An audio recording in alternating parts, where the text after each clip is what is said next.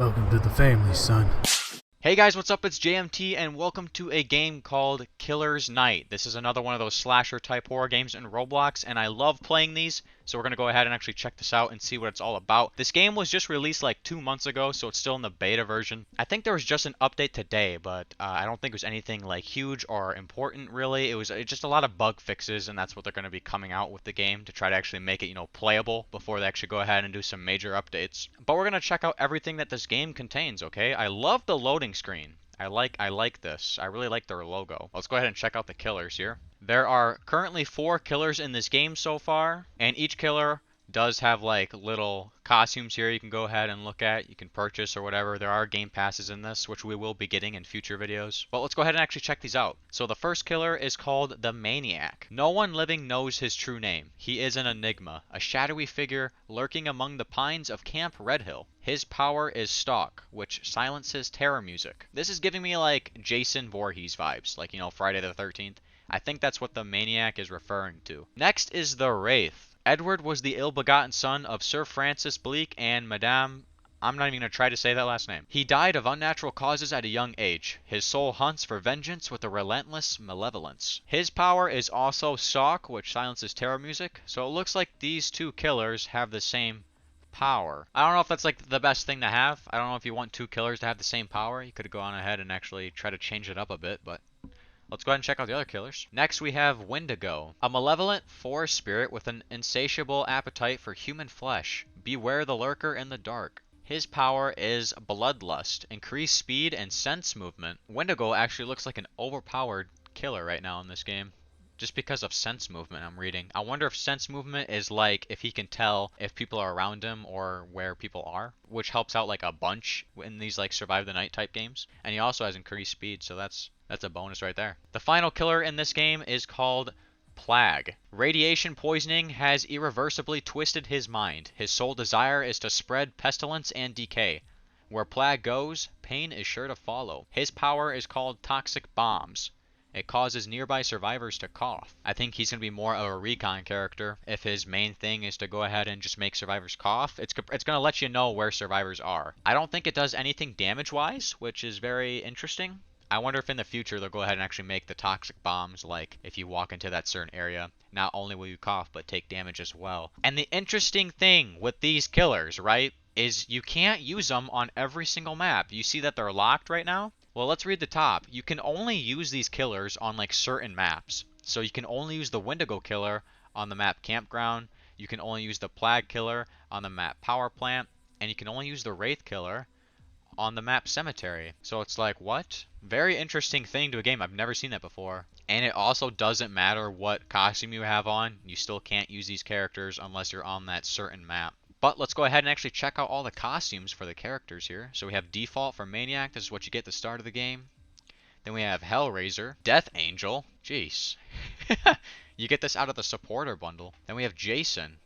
I did go ahead and actually purchase a Game Pass already, which is the classic killers. So I have some of these costumes already. But yeah, Jason is a Game Pass. And then we got Cold Blooded. For Wraith, we have the normal character right here. Then we have Arachnid, giving him some spider claws in the back. We have Grave Rot. Looks like a deceased version. Scream. This is one of the horror classic killers from that bundle. And for the Windigo, we have the default. Frozen. Hatred. Jeez. It's got blood all over him. And that's it. And then for the Plague, here's the default one. We have Armageddon. I think this is like a Mortal Kombat reference from Mortal Kombat Armageddon. Soviet. This is also one of the horror classic killers from the bundle. Nuclear Winter. And that's it. So very cool killers so far. I'm excited to see what all they actually will add in the future. Alright, let's go ahead and look at the survivors here. I don't think the survivors have like anything special between them. I'm pretty sure they all are just the same, but you can just, yeah, as you see, more customization coming soon. So as of right now, there isn't anything for the survivors. You just go ahead and pick which one you like the most, as of right now, that is. So let's go ahead and read them all. So we got Jackson. Jackson dreams of joining law enforcement. Hopefully he lives long enough to see that happen. Then we have Emily. Emily once fought off a bear using nothing but her ear-piercing screams of terror. Impressive. That is impressive. Sophia. Sophia was an aspiring actress in LA. Her specialty? Horror movies. And Marcus. Marcus spent a few years as a soldier. Too bad He left his guns at home. Yeah, no kidding. Imagine having a gun in these slasher games. Bro, you'd win every time. So let's go ahead and look at the costumes for these characters. So we got Default Jackson. Then we have Nerd, which is out of the Retro Survivor bundle. Sheriff, Officer, and Cashier. For Emily, we got Old School, Trucker, Nurse, Chili, and that's it. I really like this Chili one. Anything with like hoodies and headphones and stuff like that, I love those types of avatars. I might actually go ahead, when I get enough soul gems, I'll purchase that. I'll probably use Emily from now on. Sophia, Default Sophia. We got the Retro, the Bucket Hat Baby, Punk Rock, Business, Patriot, and that's it for Sophia. Why did she got like a Patriot one, bro? For Marcus, we got Default Marcus, a Bouncer, Soldier, Biker, and Hip Hop. I think that's it. Yep. So very cool customizations for the survivors. I like it. This is actually the day after this recording. The dev team went ahead and updated the game, and they actually threw in another survivor here. They threw in Rex. Rex is a diehard punk, and he wants everyone to know it. Too bad he's scared of the dark. He's an unlockable character for 750 soul gems here. His costumes are the Default, Delinquent, Wounded, and Goon. So that is Rex. I don't think they have a shop yet. Nope, the shop's coming soon. And then they do have a code section here. You can go ahead and enter your codes. You can join their Goob Studio, which is in the Discord. They have it linked in their game description. I think they'll go ahead and release some promo codes there for you to go ahead and apply. But yeah, that's everything on the home screen for the Killer's Night. Now let's actually go ahead and hop in the game and play as the survivor and play as the killer. So they got a really cool like map voting system here in the lobby. I think we're gonna vote for Campground, Camp Red Hill. If we were playing on Power Plant, like we said before, then the Plague Killer could go ahead and play on that map. I am a survivor, so let's go ahead and choose. I think I've just been playing Jackson, so we'll go ahead and just play as Jackson still. Ooh, I love this loading screen that you get into the round. You are a survivor. Repair generators to open the exit gates and escape. Work together to evade the killer and avoid getting sacrificed. Avoid making loud noises. The killer will be notified. Which I'm guessing are all of these crows all over the map. You can only have 6 players in this game, unlike the 8 players you can have in Survive the Night, so it decreases the player amount by 2, which is not cool. But we got a vault option, it looks like. I think we can... Is this a locker? Yeah, it is a locker. You can hide in there. Exit. I think the killer's already here. I think that noise means the killer's here. It shows your controls on the bottom left of the screen, by the way. So we have shift to sprint, it looks like. We got a little energy bar. I don't even see the killer, but the music's going off, so I'm just going to run away. I think if the killer's even in your sight, or like line of view, then the music will go off, and it'll pretty much just let you know that the killer's near. But yeah, these crows are all over the map. I'm guessing if you just make a lot of noise, yeah, they'll fly away. But if you go ahead and crouch, that will make sure the crows don't fly away. Oh my gosh, where is he? I don't even know where he is, but we're just going to repair the generator. So this is just like Dead by Daylight, okay? You just repair generators and then you can escape. It'll give you this little skill thing you gotta go ahead and do. Otherwise you could fail the generator and it should back it up like a certain amount of percentage. I don't even know. Probably like 10%, something like that. But we gotta fix 4 generators here and then we should be able to escape the match. It's pretty much Dead by Daylight, but in Roblox. A generator has been repaired. Alright. So we got 1 generator down. We need 3 more to go. These cages around the map are, like, say if the killer goes ahead and hits you 3 times, after he hits you 3 times, that's when you fall to the ground. He can pick you up, and he'll put you in a cage, and you sit in the cage until someone comes and rescues you. And if you don't get rescued, then you get sent to the nether realm. But as you can see, a crow on this rock, if I go ahead and crouch next to it, the crow won't move. So this makes sure that you don't alert the killer. But then after I'm done crouching, I run around, the crow flies. Oh, there's the killer. I don't think he sees us. Nope, he definitely doesn't see us. If you go ahead and actually hit those skill checks, it will bump up your progression as well. So you want to make sure that it doesn't just sit there and spin. You want to go ahead and actually hit E on the white space right away. I'm just going to try to get out of there as fast as possible. He's still coming after me, dude. Oh yeah, see, it still hits you. The animation for jumping is insanely slow. He might actually get me right here. Yeah, he did, dude. The vaulting in this game's not the greatest. Well, we're gonna chill in here, I guess. So now, unless we get rescued, We're just gonna die in this cage. I still don't think this game is like completely slasher sided yet, because even if you are camping a survivor, if you got people who actually know what they're doing that are playing the survivor in this game, I feel like it would be insanely hard to actually go ahead and win as the killer, because the running animation is insanely slow. And if you're not playing as the Wendigo, then you don't even have a speed boost at all, okay? You're just running pretty much at the same speed as the survivors, just a little bit faster. So I don't know if it's exactly even or not right now. I don't have enough playtime to actually go ahead and make an opinion on that. But let's go ahead and actually play as the killer. And we're going to play as all of the killers, I think. We're going to play as each killer and see what it's all about. We got to the power plant map, and I am the killer, so we're going to go ahead and play as the plague killer. So let's go ahead and see what this killer is actually all about. I'm interested to see his ability here, because I actually want to know if it does damage to people or not. So left click to attack and right click. Oh, okay. Left click to attack and right click is to toxic bomb. Okay, I don't know if we're throwing them or planting them, so I'm going to wait till we actually see someone. Okay, so it does throw like a toxic bomb, and then it lets you know where they are. So that's very cool. I thought it was only just like a coughing reference, but no, it actually like highlights on the map where they are then. So we got to hit a survivor 3 times to actually go ahead and knock him. Here's a girl right here.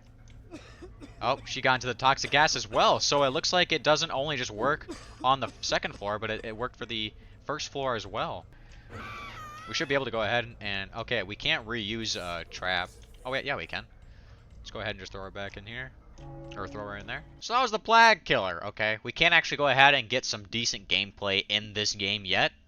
Because there's not a lot of people who play it. So I'm Slasher again, and we're on the cemetery map, so we went ahead and chose the Wraith Killer. We're going to go ahead and use him and see what he's all about. The Wraith Killer has the same ability as the normal Slasher in the game, which is the Maniac. The whole point of the perk on this character is to actually go ahead and not have survivors hear your music when you come up, so you can be sneaky about it. If we go ahead and right click, this is called stalking. So right now if we were near a survivor, they won't be able to hear us. It's like the Myers slasher on Survive the Night, if you guys ever played that before. Because whenever a survivor sees a killer, just even sees him, okay, he could be on the other side of the map, and if you see him, it'll go ahead and play music. I don't think that it's a good killer for this game, okay? I think a good killer for this game would be someone who's speedy or someone who has that type of recon like the plague. So I don't think Wraith and Maniac are actually the killers that I would go ahead and play in this game. But yeah, it was the Wraith killer. Just a stalker, pretty much. Let's go ahead and play as the next killer. We're the killer once again, and we're going to be playing as the Maniac, but his ability is the same as the Wraith, so I'm not expecting anything new too much. It should be exactly as playing as the Wraith. We'll just go ahead and see how he works out. Also, one thing that I figured out as well is that I said before that let's say if I hurt a survivor and I picked them up and I was going to go put them in a cage, there is actually an automatic timer where they go ahead and they struggle out of your grasp. So that is a thing. I just figured that out playing a match with some friends. If it takes the killer like a long period of time to go ahead and actually put you in a cage, there is a chance that you could go ahead and struggle and get out of his grasp. So unlike the Wraith where it actually showed you the stalk ability, for the Maniac here, as you can see, it doesn't have the same bar as down below like the Wraith did. So I wonder if this Maniac is like infinite, or I wonder how that works. It's still the same as the Wraith in terms of what it actually does, but the way it performs is different, I think. I really don't know where he was, but we got a tie, the time ran out, and so basically no one wins the game. The killer didn't kill everyone, and the survivors didn't go ahead and repair all the generators and escape. So it turns out to be a tie. We really didn't actually get to go ahead and use the ability on the Maniac, but like I said before, his ability is the exact same as the Wraith, but I just want to go ahead and play him still just to see what's up. But as of right now, he has the same ability as the Wraith. Next match, and we're actually the killer again. We're going to be playing as the Wendigo. This, I think, is the most overpowered killer on this game so far. The Wendigo doesn't deal with just recon, letting you know where people are, like the Plague character, but he also sprints as well. That is just amazing. So when you use your ability, which is Bloodlust, you can sprint really fast. While you're in that Bloodlust state, it'll let you know if a survivor's nearby. Like it'll highlight it like the Plague's toxic bombs do. So as you're using Bloodlust and you get close to the guy, it will let you know where he is like that. So it works really well when you're actually trying to go ahead and chase people. Bloodlust also helps when you're carrying a survivor because you're insanely slow. Go ahead and bring them to an actual caged area. They can go ahead and keep hunting. I don't see anyone else actually working on a generator yet, so I don't know. Oh, I just see a guy over here. I think he's going to go ahead and try to save him. I see 2 guys. Let's go ahead and get this guy first. And your bloodlust seems to like regen actually really fast. The hitboxes in this game are a little bit wonky, okay? You pretty much really gotta be right next to the guy when you're hitting him, and you have to be like, as you saw before, you know, you gotta be on the ground with him. If you start climbing him by any chance, just running into him, it's not actually gonna go ahead and hit him. Like the trend, just trying to slash in general is a little bit wonky. I don't think we can reuse cages, so I don't even see a cage to put this guy in. I think it might be a little bit glitched right now. I had a guy that died while I was holding a body, so I think it just disappears the cages thinking that I already put someone on one. So let's go see if we can actually put a guy on the cage. I think we can reuse cages. Let's find out. Nope, we cannot reuse cages. I've been stunned. So there's the effect. The guy he was in my grasp for too long, so he escaped it. And that stuns you for a little bit, gives him a time to go ahead and actually run away. I didn't see like a cage for me to go ahead and grab since that little bug was there. Yeah, I think the Wendigo though has to be one of the best killers so far in this game. Definite choice I'd go ahead and use. Just because of the sprinting ability, and it recharges insanely fast compared to like the survivor sprinting. And then it just lets you know where they are as well if they're in your like proximity to go ahead and actually find survivors. So that was Killer's Night, guys. All of the killers I showed you in the game. Then we went ahead and just looked at the killer skins, all the killers in their descriptions in general, and we did the same thing for the survivors. A code for the game, by the way, I just found out, is called Goob. So if you want to go ahead and get 100 free soul gems, then use the code Goob. That'll get you 100 free soul gems. That's Killer's Night. I'm excited to see what they're going to do with this game. As you can see, it's still in beta. Go ahead and play it right now. If you want a badge after beta version is over, you can't get the badge anymore, so that's something exclusive you can get. Anyways, guys, that's it for me. My name's JMT, and I'll see you in the next one. Peace out, guys.